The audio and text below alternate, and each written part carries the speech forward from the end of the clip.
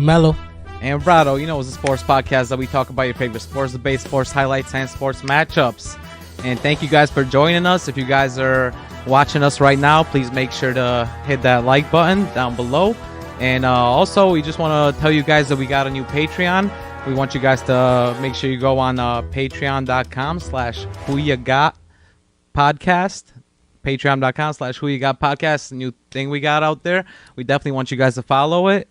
Yeah, we got some exclusive content for our top followers. We know that some of you guys have been there from the beginning, so we want to make sure we throw something out there for you guys. Exactly. A lot of behind the scenes stuff. Also, if you guys want to ask questions on there, we're more than happy to answer some of your favorite sports questions. We definitely got some merch there too once you subscribe, so you guys get some of our merch, which is definitely awesome as well. Also, if you guys are listening, following us on any podcast platform, make sure you guys go down below and subscribe. We love that you guys are following us along on our journey, doing this thing, talking about sports, talking about a lot of different debates. So, we definitely want to do something different for you guys this time, right, Melo? Oh, yeah. Now that basketball is over, football still has yet to start. And obviously, boxing and UFC don't happen quite as often. True. In our summer months, we like to give y'all the who you got. It's basically the real nitty and gritty of us getting into some questions, some debates, just things that we want to talk about, things that's been on the docket for a while, and we finally have time to get out. Exactly. And this one, I know that this is going to be interesting, not only for sports fans, but also people that love movies. Because what's this week's episode we're doing? This week we're doing who you got best fictional athlete. Obviously, we have some A1 stars when it comes to basketball, football, boxing, all over the cinema. We're talking about classics from the 80s, 90s, new movies that just came out. So we definitely wanted to get thinking, like, well, this is our personal opinions. We did our top three. Exactly. We did our top three. Literally, we just named off who we like as our top favorite fictional athletes or sports person that played in the movie or TV show. Exactly. Like you said, there's been a lot of sports movies coming out lately, but there's also a lot that maybe people haven't heard of and maybe haven't really watched, but just the stories are really crazy, so and really intriguing and amazing. So we definitely wanted to talk about some of these that we actually enjoyed throughout our lifetime. Oh, for sure. Definitely. Let's go ahead and why don't we just go ahead and get into it? The top three, and so I'm gonna just name my top three, and then I'm gonna give you my third. So my top three are number 3, Willie Beeman. Any given Sunday. My man Steeman, yes, of course. Sir. Yep. Number 2, I gotta have Happy Gilmore, my man Happy, of course, from the movie Happy Gilmore, of course. And number 1, I gotta go with Jesus Shuttleworth. Ooh. Ray Allen, he's got game. So my top 3, and my third one, I'm just gonna go through Willie Beeman, man. Oh yeah, an amazing movie. Any given Sunday. I mean, if anyone hasn't seen this movie, it's one of the best football movies out. Honestly, like it is. Al Pacino. Yep, Al Pacino's out there. Dennis Quaid. Obviously Jamie Foxx is my man Willie Beeman. Lawrence Taylor's in this movie. Like, you got cameos from Terrell Owens. You got other cameos from NFL players. LL Cool J is a running back in this movie. And one of the best sports speeches of all time. Of course, yeah, from Al Pacino, of course. Yep, as a coach. But I'm just going to go ahead and tell you guys just a little bit about, Any Given Sunday. It was the Miami Sharks. They're an American football team, and the AFFA, which is the Associated Football Franchise of America, basically the NFL, fictional NFL. And they're coached by a guy named Tony D'Amato, which is played by Al Pacino. He's the coach, and the owner of the team is Christina Paganici, and she's played by Cameron Diaz. That's right. Yep. And she's definitely a big character in this movie. But in the beginning of the movie, you see the top quarterback for Miami, who's Jack Cap Rooney, and he's played by Dennis Quaid. He goes down. He's the number 1 quarterback. This is the first game of the season. Then they have a number 2 quarterback on that squad, and that same game, he goes down too. So then the Miami Sharks have to go into their 3rd quarterback. And before there was Lamar Jackson, before there was Michael Vick. Mm-hmm. My man Willie Beeman came out there and he lit it up. Yes, he Honestly, did. like in his first game with the Miami Sharks. Best dual threat quarterback we've ever seen. Exactly. Honestly, he really was at the time. You really didn't see it. I mean, other than Warren Moon at the time. Remember, this was 1998 that this movie came out. So I mean, Mike Vick was just gonna come into the league 1999, and you didn't have too many running quarterbacks. So Right. to see Willie Beeman on the screen, a lot of people know this movie. It was definitely bringing attention to the racial issues with the quarterbacks. Right, They were right. saying that most black quarterbacks couldn't play in the NFL back then. Warren Moon definitely changed that up. Then you had guys like Donovan McNabb, like Mike Culpepper. You had just guys that were like definitely switching it up a little bit. Starting to come in. Starting to come in a little bit more, but it wasn't really till Michael Vick that the dual threat really like jumped out. Oh yeah. But Willie Beeman did it before that, and his first game when he was playing Miami Sharks, threw a 60-yard touchdown. They were down by 14, so you got him down by 7, and then came back and threw a 42-yard touchdown, and he actually won that first game for them.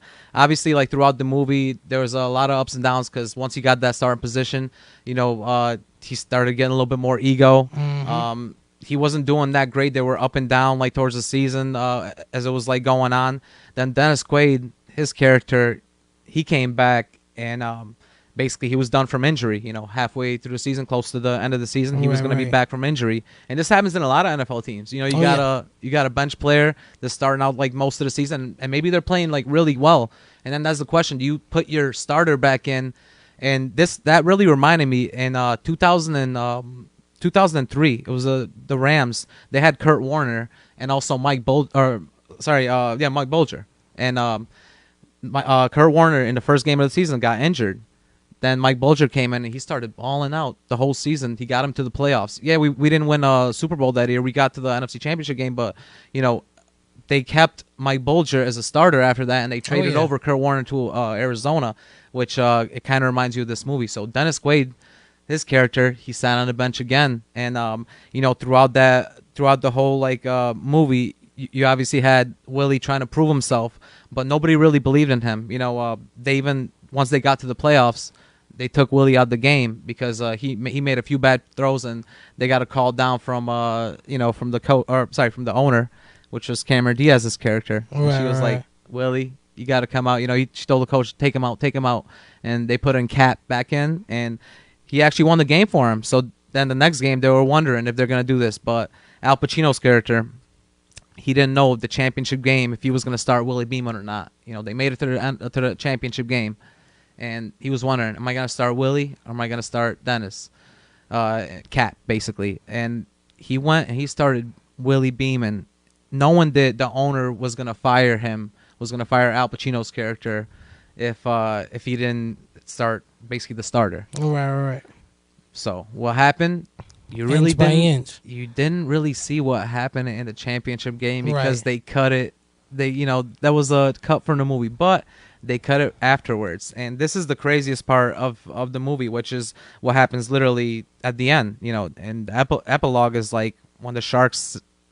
There's a voiceover, and the Sharks lose the championship game, the Pantheon Cup, it's called, to San Francisco.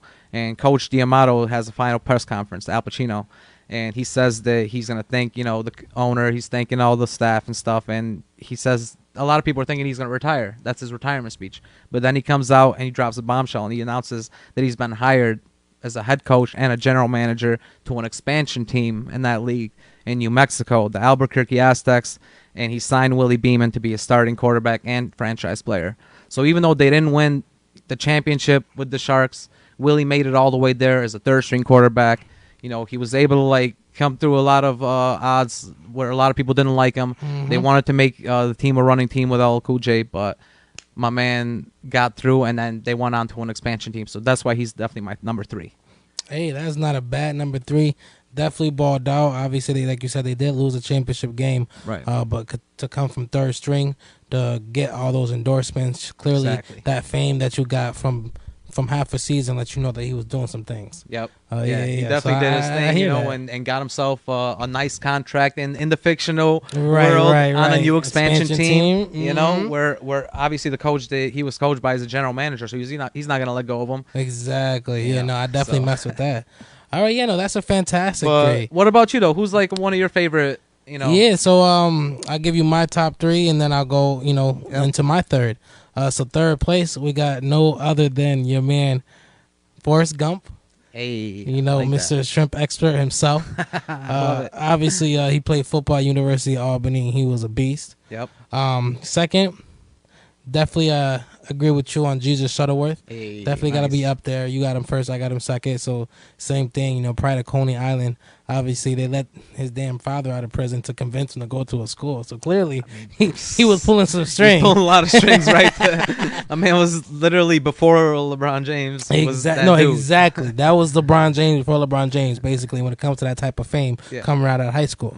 And then first, I have to give it to Rocky Balboa, pretty much the best boxer of all the sports movie. When you go through six movies, not including the Creeds, when you basically only the ones he fought, my man was still fighting within his 60s. Knocking out world champions. All of it started off where he had no eyes to even do any of that. He was just trying to make some money. So those are my top three. I love those. Yeah. But definitely I got to start off with Forrest Gump, my third place winner. Hey. We are talking about 6 foot, 195 pounds. I'll be honest, I don't know how they have these stats. They found him somewhere. Yeah, but wait, you're going to hear it. Listen. 4.28 40-yard dash. Ooh. 4.1 20-yard shuffle. Ooh. 7.1 3-cone drill. With a 29 and a half vert jump and a 10'6" broad jump. And he bench pressed 21 reps. Is that humanly possible? Like the 40, especially, like, damn. Yes, it is. You know why? Because you got to remember, when he first got the attention of the coach, he was standing next to the quarterback when the quarterback threw the ball, and he called up to the ball and the receiver at the same time. That's true. That man was fast. He was fast, bro. We are talking about at the end of his career, which was surprisingly 5 years. Short career, but... No, 5. Yeah. Because he basically couldn't get through that academics in 3 to 4. So he ended up being an All-American punt returner. And if you remember, he actually met the president. And that was because of his football, his gridiron game. Damn. So we're talking about someone who also was a world pawn champion and a shrimp extraordinaire. Like, so it's funny because I actually looked up stats. Like, it's obviously it showed me that this movie didn't give you no stats, like, at all. This wasn't even worried about football. Like, the story was about Forrest. You know what I mean? Great story too. No, fantastic story. That's what I wanted to throw in. They showed that he was an All-American punt returner. He met the damn president, and he was a world-class punt champion. So, like, at the end of the day, they made sure to let you know that he was athletic and prolific. Yep. And we're talking about, like, obviously, like, I'm leaving out the most important part of why this makes it so amazing. The damn kid was in braces for most of his life. True. And pretty much couldn't even barely walk, and all of a sudden kicked them braces off and became the fastest human known to Earth. I'll be honest, like, I think at this point he could have been an Olympic sprinter. Usain Bolt would have lost. See, I mean, I'll be honest, like, because when you watch the rest of the movie, you see that, he's more of a cross-country and runner, that's what I'm saying. I see him as more of a long distance runner. You know what, that long, you're right, that long distance, he probably, and that's a crazy thing, but that's what I was too. saying, those 40 the stats you gave me, the 40, I was like, damn, like, he could be Usain Bolt. He's fast. I'm saying, like, not only is he fast, clearly short distance, like you say, he could run until his feet fall off, because he basically has some sort of disconnection between the bottom half of his waist to the rest of his body, because it just moves a lot faster and a lot longer than humanly possible. So for me, just having someone like that, like I said, obviously not having the legs as a youth, breaking through, getting to, at the end of the day, fictional or not, University of Alabama is University of Alabama. True that, man. So best football university out there. Exactly. So this is just the fact that they even threw that in the film. Like, let's just say they were very subtle about his football prowess, but they did a good job of letting you know that he was pretty much the best at what he did. Yeah. And so that's why I got him as my number 3. We're talking about All-American Forrest Gump. Beautiful. And I mean, even after that, like you said, he went literally cross country running. Mm-hmm. He went the whole country, like ran the whole country, which is crazy. You know, amazing movie, honestly. You and know, then became rich. And became rich. Filthy rich. Filthy rich. Like great movie and great story. Like literally great story. Another like honestly great story because that was like a pretty happy story. I would say, like, you know. I mean, somewhat. I mean, I know a lot of like the middle of it was. We could have done without Jenny. We could have done without Jenny. Everyone says that, you know, after that movie. They say, what do you think? See, don't play my man. I know, finessed them, but finessed him for real.